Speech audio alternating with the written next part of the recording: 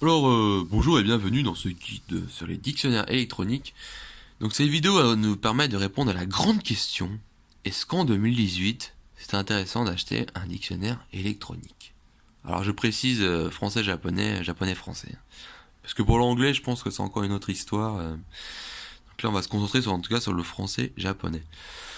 Parce que, comme vous pouvez le savoir, il existe des applications smartphones qui valent ce qu'elles valent, mais qui sont un peu insuffisantes selon moi. Mais ça, je vous laisse lire mon avis sur le guide. Hein. C'est que je pourrais être, j'ai pas envie de faire une vidéo trop longue quand on va se limiter déjà au dictionnaire électronique. Alors, déjà, on va commencer par le plus vieux, hein, qui est le Casio HD H7200 qui date de 2004. Donc, comme vous pouvez le voir, celui-là, il n'a pas de pavé tactile. Il n'a pas non plus d'écran rétroéclairé. Donc, ça c'est voilà. Bon, c'est des ajouts quand même qui sont assez sympas. Donc, ça, c'est. Moi j'en ai pas forcément besoin, mais je sais qu'il y en a qui aiment bien avoir un pavé tactile et avoir un écran rétroéclairé. Bon, alors, on va juste.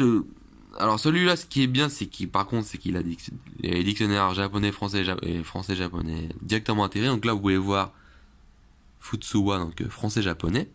Hop. Et là, Wafutsu, japonais-français. Alors, ce qui est bien, déjà, un petit détail avec ce dictionnaire-là, c'est qu'on peut directement accéder au dictionnaire via un seul bouton. Donc là, français-japonais, hop. Sans passer par le bouton power, vous voyez. Donc ça, c'est petit détail, mais je pense que au niveau ergonomique, je trouve que c'est vraiment pas mal. Donc, vous voyez, sur un smartphone, pour accéder à l'appli, on est obligé d'utiliser 15 000 touches. Donc là, directement, tac, on accède au dictionnaire.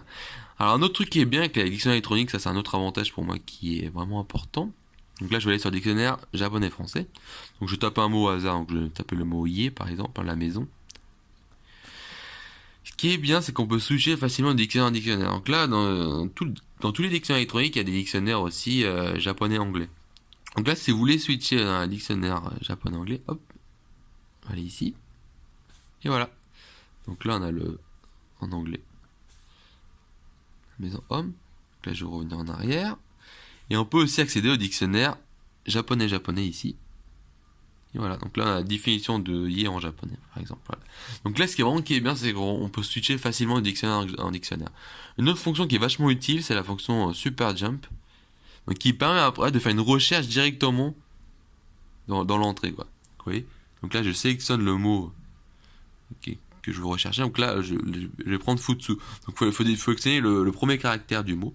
Donc là c'est celui de le fou de futsu. Et là, je choisis le dictionnaire, voilà, sur lequel j'ai envie de rechercher le mot. Donc, je prends le dictionnaire japonais-français. Hop.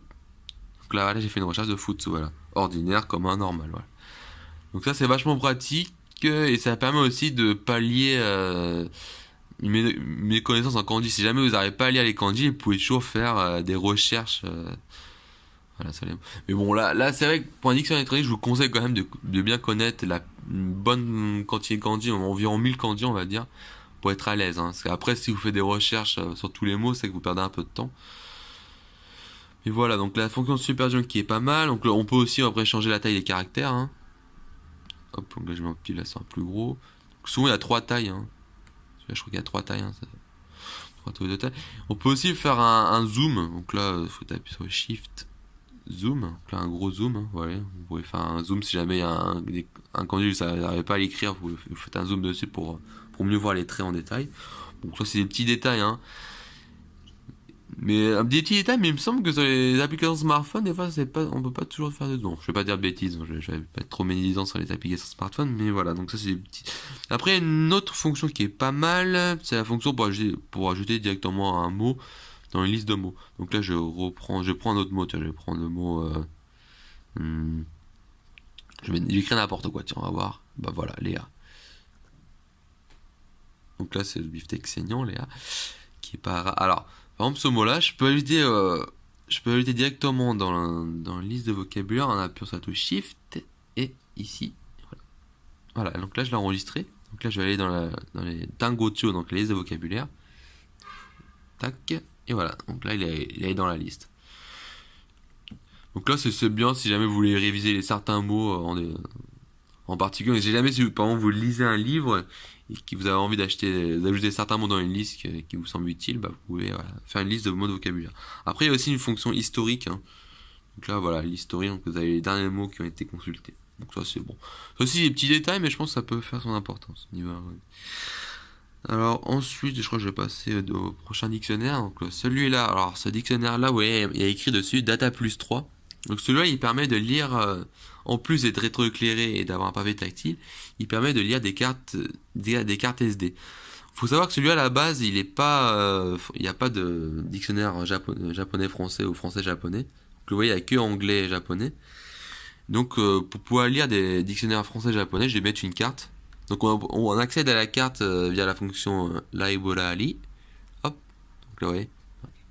Donc là, voilà, j'ai deux dictionnaires. Donc là, j'ai le dictionnaire le petit royal français-japonais et l'autre petit royal japonais-français. Donc là, je vais aller sur le japonais-français, par exemple. Tac.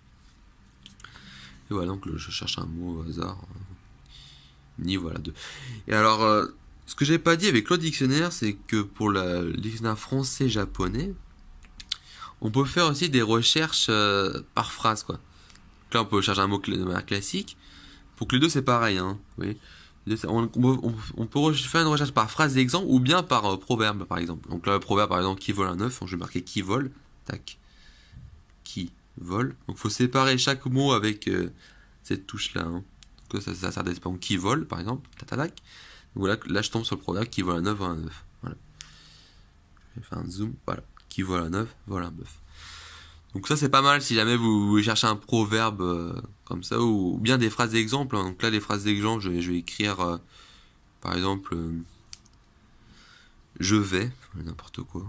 Je vais. Hop, je reviens en arrière, je vais. Tac. Donc là, toutes les phrases d'exemple avec je vais. Je vais agir, je vais avec toi, je m'en vais à la poste, je ne vais pas te laisser tomber, voilà. Donc ça, c'est pas mal. Si jamais, voilà, vous avez une tournure de phrase que vous cherchez, bah, vous pouvez, voilà, faire une recherche comme ça. Ça, c'est mine de rien, c'est vachement pratique aussi, hein. Si jamais vous voulez écrire une lettre à un japonais, que vous avez envie d'utiliser une tournure particulière, c'est quand même pas mal. Voilà, cette fonction quand même vraiment pas mal, quoi. Donc après le pavé tactile, donc là je vais revenir au pavé tactile. Où est le stylet? Bon, je vais prendre un stylet D, c'est pas grave. J'ai plein de stylets avec moi, heureusement. Donc ce qui est bien avec ce pavé tactile, donc c'est que vous pouvez déjà faire une recherche par kanji. Attendez, je vais revenir en arrière. Donc là je vais prendre le dictionnaire japonais-français. Donc là, voilà, vous pouvez faire une recherche par kanji. Donc, ah non, là je suis sur le dictionnaire français-japonais. Voilà, je vais revenir sur le japonais-français. Donc là, par exemple, je vais mettre le kanji de la bouche. Hop. Vous voyez, c'est tout con. Vous faites un carré. Voilà. Et voilà, la bouche est reconnue. Alors que, donc pour les kanji, il faut quand même bien connaître l'ordre des traits. Hein, ça, c'est la base. Hein. Bah, pour les japonais, eux, connaissent bien l'ordre des traits. Donc si vous écrivez un kanji dans n'importe quel, dans un sens complètement fantaisiste, il va pas le reconnaître, quoi. Donc il faut bien faire attention à ça. Donc là, on a vu qu'on peut écrire des kanji avec ce pavé tactile, mais il y a aussi d'autres fonctions, vous voyez. Donc on peut, par exemple, ajouter directement un mot donc il y a marqué Tangocho Toroku. Donc on peut directement acheter le mot dans la liste vocabulaire. Donc là, je vais taper ici. Hop. Donc là, ça m'a ajouté le mot dans la liste de vocabulaire. Voilà. Donc ça, c'est aussi des petits détails, mais c'est quand même pas mal. Donc là, il y a aussi, voilà, donc je vous avais dit que celui-là, il est rétroéclairé. Hop, voilà, rétroéclairé. Donc ça aussi, c'est un autre avantage par rapport à l'autre, hein, écran rétroéclairé. Donc après, c'est à vous de voir après, parce que c'est vrai que vu que celui-là n'a pas de dictionnaire français-japonais, japonais-français intégré, on est obligé d'utiliser une touche supplémentaire. On est obligé d'aller ici, enfin on est obligé de parcourir les menus. Donc ça prend des fois un peu plus de temps enfin on perd un peu de temps par rapport à ce dictionnaire-là. Mais par contre, ce qui est bien, c'est que si jamais vous éteignez le dictionnaire, donc soit vous pouvez soit fermer comme ça va s'éteindre tout seul, hein, normalement. Comment dire, il vous met sur le dernier dictionnaire à consulter. Donc là, je reviens en arrière. Ouais. Donc je vais éteindre le dictionnaire. Voilà, si je le rallume avec le bouton on/off, il va dire, voilà, il va mettre le dernier dictionnaire consulté. Donc voilà. Donc vous n'êtes pas, voilà, si jamais vous utilisez toujours le même dictionnaire, vous n'êtes pas obligé de revenir dans le menu. Donc ça, c'est quand même un plus aussi. Sinon, j'ai pas d'autres choses à ajouter sur celui-là. Bon, il y a toujours la fonction historique, super jump. Il y a pas après, au niveau des fonctions, il n'y a pas de grosse différence avec celui de gauche, quoi. Maintenant, on va venir au dernier dictionnaire. Alors là, celui-là, c'est le... Alors, c'est XDA 3800. Donc, celui-là aussi, il n'a pas de dictionnaire français-japonais intégré, mais il est plus récent, il date de 2010. Vous voyez, Data plus 5. Maintenant, aujourd'hui, la génération Data plus 10. Et donc, celui-là, la différence, c'est que son écran du haut est d'office rétroéclairé. Donc, il n'y a pas de... je crois qu'on doit pouvoir régler le niveau rétroéclairage. Mais comment dire ce que je vais dire de plus, on ne peut pas non plus le désactiver totalement, donc c'est là qu'il utilise un peu plus de batterie, donc les piles sont un peu plus grosses pour celui-là. Et donc ce qui est bien avec celui-là, c'est que l'écran du haut est tactile, donc c'est appréciable parce on peut directement utiliser par exemple la fonction jump directement via l'écran tactile. Donc là je vais écrire un mot pareil ni. Tac. Donc là vous voyez la fonction super jump ici. J'ai marqué, là c'est jump, hein. C'est que c'est devenu, avec le temps c'est devenu jump. Ils sont dit, là c'est bien facile de filmer. Donc là je vais aller sur ici par exemple, là, sur le ban. Et là, hop, je fais une recherche. Donc là voilà, ban mais vous voyez que le problème, si jamais vous voulez rechercher dans le même dictionnaire français, japonais, français, voilà, là on devait bien parcourir le menu. Donc ça c'est un peu dommage ça quand même. Mais je pense qu'on doit pouvoir régler l'ordre dictionnaire. Je pense qu'il doit y avoir un réglage quelque part, mais là où j'ai pas vraiment cherché. Donc là, ouais, pour accéder au dictionnaire japonais-français, on met j'avais tout à droite. Voilà, on n'a rien fait arriver au dictionnaire tout à droite. Voilà, ban. Voilà. Donc la fonction supérieure est directement accessible via l'écran tactile. Donc c'est que ça, on gagne un peu de temps parce que c'est vrai que parcourir avec les flèches, des fois on perd un peu de temps. Que là directement au tactile, c'est un peu plus rapide. Et donc ce qui est bien avec cette génération Data Plus 5, c'est qu'on peut mettre les dernières cartes SD qui comprennent les derniers dictionnaires électroniques. Enfin les derniers dictionnaires papier numérisés plutôt, excusez-moi. Donc là par exemple dans celui-là j'ai mis un CD.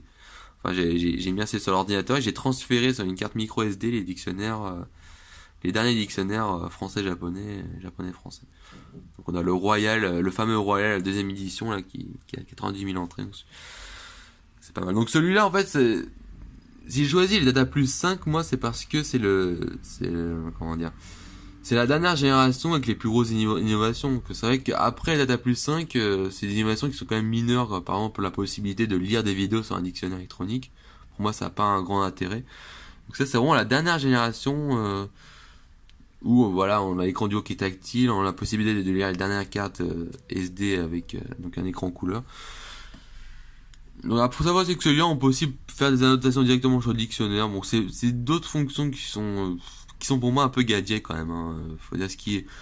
Moi, si ça tenait qu'à moi, pour moi, c'est celui-là qui est vraiment suffisant, quoi. Les pavés tactiles, l'écran rétroéclairé, pour moi, c'est vraiment les deux fonctions les plus utiles, quoi. Après, bon, ça dépend de chacun, hein, ça dépend de l'usage de chacun, mais. Bah, vraiment, je recommanderais plutôt d'acheter un dictionnaire de cette génération-là, un Data Plus 3, avec une carte SD. Que ça va trop bien. Après, faut savoir que celui-là, il peut lire des cartes micro SD si on lui met un adaptateur, parce que vous voyez, il y a marqué carte SD. Mais si vous prenez une carte micro SD qui a un adaptateur de carte SD, vous pouvez lire aussi des cartes micro SD donc avec des dictionnaires qui sont plutôt récents aussi, mais moins récents que celui-là. Ça je l'explique dans le guide aussi, mais faut bien faire attention quand même à la génération. Voilà, donc j'espère que ça vous a éclairé un petit peu hein, sur les dictionnaires électroniques. Et, si vous avez des questions, n'hésitez pas à me poser des commentaires, j'y répondrai volontiers. Ciao ciao!